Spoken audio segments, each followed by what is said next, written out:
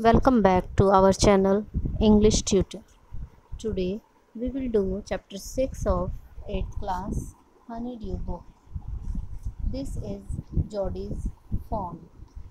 Fawn क्या होता है? फॉन हिरन के बच्चे को बोलते हैं फॉन, हिरन का बच्चा।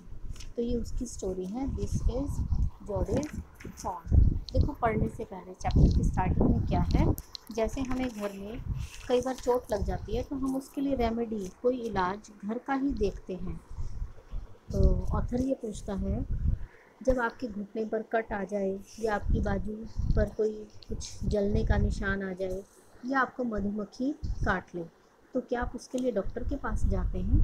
नहीं, हम उसके लिए घर में ही उसका इलाज देखते हैं। तो इन दिस स्टोरी, इस स्टोरी में क्या है, Jody's father has been bitten by a rattlesnake. Jody के फादर को एक जहरीला सांप काट लेता है। ही क्विकली किल्स अ डो। तो वो उसी टाइम क्या करते हैं, एक हिरनी को मार देते हैं और उसका हार्ट और लीवर निकाल लेते हैं जहर को बाहर निकालने के लिए। Jodie wonders what will happen to the little fawn left without a mother. तो जोडी हैरान होता है कि माँ के बिना उस हिरनी के छोटे बच्चे का क्या होगा। इसी से रिलेटेड ये स्टोरी है। Jodie allowed his thoughts to drift back to the fawn. Jodie अपने विचारों को उस हिरनी के बच्चे के पास जाने देता है। मीन्स उसे रह रहकर बार बार उन्हीं की याद आ रही है। He could not keep it out of his mind. वो उन्हें अपने दिमाग से बाहर नहीं निकाल पाता है। He had held it in his dreams in his arms. उसने अपने सपने में अपनी बाहों में लिया हुआ है उस हिरन के बच्चे को। He slipped from the table and went to his father's beside. वह अपनी मेज से सरकता है और अपने फादर के बिस्तर के पास चला जाता है। पेनी ले एट रेस्ट। पेनी, जो जोडी के फादर हैं, वो लेटे हुए हैं अपने बिस्तर पर। His eyes were open and clear but the pupils were still dark and dilated. अब उसके फादर की आंखें खुली हुई हैं और साफ हैं, और जो उनकी आँखों, आई का पार्ट होता है, प्यूपिल, पुतली, वो अभी भी काली है और सूजी हुई है। Jodie said, how are you feeling pa. Jodie अपने फादर से पूछता है कि आप कैसा महसूस कर रहे हो। जस्ट फाइन सन।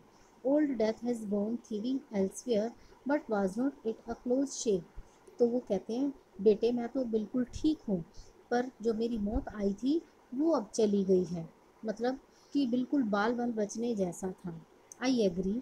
तो जोडी भी कहता है, हाँ मैं आपकी इस बात से एग्री हूँ। पेनी said, I am proud of you, boy. The way you kept your head and did what was needed. तो पेनी कहता है, मुझे तुम पर बहुत गर्व है। तुमने जिस तरह से संयम बनाए रखा जितनी उसकी ज़रूरत थी। पा, yes son, pa, do you recollect the doe and the fawn. तो वो पूछता है, पापा क्या आपको उस हिरनी और उसके बच्चे की याद आ रही है? I can never forget them. The poor doe saved me, that is certain. तो उसके पापा भी कहते हैं, हाँ मुझे उनकी याद आ रही है, मैं उन्हें कैसे भूल सकता हूँ। उस बेचारी हिरनी ने तो मेरी जान बचाई है। Pa, the fawn may be out there yet, it might be hungry and very scared. Jody कहता है, पापा कि वो तो हिरनी का जो बच्चा है वो तो वहीं पर होगा, या शायद वहाँ से चला गया होगा। वह बहुत भूखा और डरा हुआ भी हो सकता है। I suppose so. वो कहते हैं, हाँ मैं भी ऐसा ही मानता हूँ। Pa, I am a big boy now and don't need to drink milk. Why don't I go and see if I can find the fawn. तो वो कहता है, पापा अब मैं एक बड़ा लड़का हो गया हूँ, कोई दूध पीता बच्चा नहीं हूँ, तो क्यों ना मैं चला जाऊँ और उस हिरन के बच्चे को ले आऊँ अगर वो मुझे मिल जाता है। And bring it here and raise it, और उसे यहाँ ले आता हूँ और हम ही उसका पालन पोषण भी करेंगे। Penny lay quiet staring at the ceiling. Penny चुपचाप लेटा रहता है, बस छत की ओर देखता रहता है। Why you have got me hemmed him. तो वो कहता है, तुमने मुझे ऐसी सिचुएशन में डाल दिया है कि मैं तुम्हें ना नहीं कर सकता हूँ। It won't take much to raise it pa, it will soon start eating leaves and acorns. वो कहता है, पापा हम उसका पालन पोषण करेंगे तो उस पर कुछ ज़्यादा खर्च नहीं आएगा, वह जल्द ही पत्तियाँ और जैतून के फल खाना शुरू कर देगा। You are smarter than boys of your age. तो उसके पापा कहते हैं, जोडी तुम तो अपनी उम्र के लड़कों से बड़े स्मार्ट हो। We took its mother and it was not to blame. हमने उसकी माँ को मार दिया है और अब इसमें उसका कोई दोष नहीं है। Surely it seems ungrateful to leave it to starve, और अब उसको भूखे मरने के लिए छोड़ देना, ये तो हमारी एहसान फरामोशी होगी। Son, I can't say no to you, I never thought I would like to see another day. तो वो कहते हैं उसके फादर जोडी के कि बेटे मैं तुम्हें ना नहीं कहूँगा, मैंने तो कभी सोचा भी नहीं था कि मैं ज़िंदा भी रह पाऊँगा या नहीं। I ride back with Millville and see if I can find it. तो वो पूछता है क्या मैं मिलविल के साथ जाकर देख सकता हूँ अगर वो मुझे मिल जाए। टेल योर माँ I said you can go. अपनी माँ को बता दो कि मैंने तुम्हें बोल दिया है तुम जा सकते हो। He sidled back to the table and sat down. His mother was pouring coffee for everyone. वो चुपके से वापस मेज पर जाकर बैठ जाता है और उसकी माँ सबके लिए कॉफ़ी डाल रही है। He said, माँ, Pa says I can go bring back the fawn. वो कहता है अपनी माँ को कि पापा ने कहा है मैं हिरनी के बच्चे को लेने के लिए जा सकता हूँ। She held the coffee pot in mid-air. तो उसने जो कॉफ़ी की जो कैटल पकड़ी हुई थी वो अभी हवा में ही लटकी हुई थी। तो उसकी माँ पूछती है व्हाट फॉन, कौन सा बच्चा। The fawn belonging to the doe we killed, we used the doe's liver to draw out the poison and save का। अब वो जोडी बताता है कि वही हिरनी का बच्चा जिसे हमने मार दिया था पापा की जान बचाने के लिए। शी गास्प, अब वो भी गहरी सांस लेती है। वेल फॉर पिटी सेक, तो चलो ठीक है उस पर दया करो। Pa says it would be ungrateful to leave it to starve. तो पापा ने भी यही कहा है कि अगर हम उसे मरने के लिए छोड़ देंगे तो ये हमारी एहसान फरामोशी होगी। Doc Wilson said that's right madam.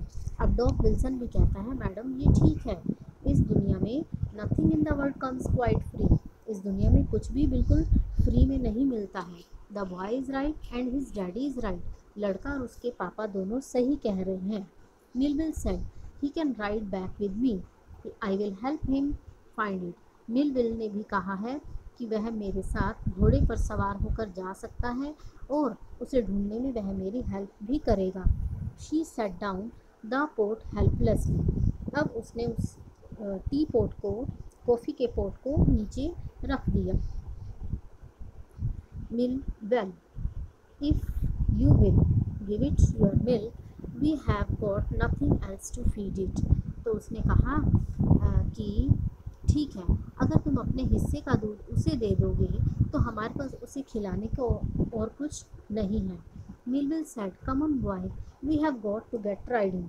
तो मिलविल ने कहा आओ लड़के हम घोड़े पर सवार होकर चलते हैं। माँ Baxter said asked anxiously you will not be gone long। तो माँ बैक्स्टर कहती है तुम ज़्यादा दूर तो नहीं जाओगे। Millwheel mounted. Jody said I will be back before dinner for sure. तो जोडी ने कहा नहीं मैं डिनर से पहले वापस आ जाऊंगा। Millville mounted his horse and pulled जोडी अप बिहाइंड हिम। तो मिलविल घोड़े पर सवार होकर चल पड़ता है और जोडी को भी खींचकर ऊपर बिठा लेता है। He said to Millwheel do you think the fawn is still there, will you help me find him.